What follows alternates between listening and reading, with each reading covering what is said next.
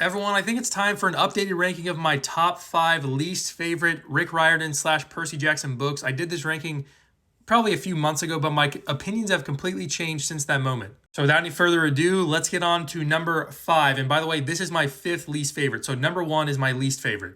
So coming in at number 5 is The Titan's Curse. I didn't enjoy reading this book at all. It's truly terrible. Rick Riordan was at his worst, clearly, when he was writing The Titan's Curse. Sometimes I have nightmares about how bad The Titan's Curse is.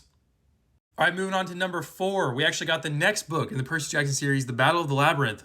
What a terrible book. Rachel Elizabeth Dare, my gosh, so annoying. The Battle of the Labyrinth in The Battle of the Labyrinth, such a bad battle. I didn't enjoy reading this book at all, and I never want to read it again, actually. All right, now moving on to number 3. We're moving to the Heroes of Olympus series.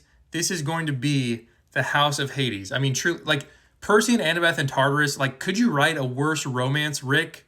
And the stuff happening on the surface of the earth, what were they even doing? They weren't doing anything. And the book is way too long. Who wants that long of a book? It takes so long to read. All right, now moving on to my number 2 worst book of all time in the Percy Jackson world, The Mark of Athena from the Heroes of Olympus. I don't even know what to say about this, other than sucks.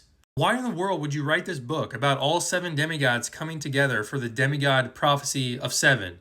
That doesn't even make sense. Also, Jason gets knocked out in this book multiple times, and it's not that funny. It's just pointless. My gosh, Mark of Athena is just facepalm.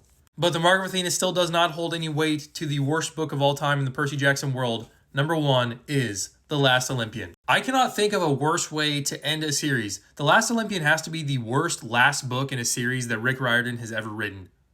I mean, the way that he cleaned up all the plot threads from the previous books and all the characters were wrapped up pretty well, it just didn't sit right with me. It was terrible. Also, he inserted a shameless plug for the Heroes of Olympus series by inserting the next great prophecy into The Last Olympian, the great prophecy that would be the central part of the Heroes of Olympus series.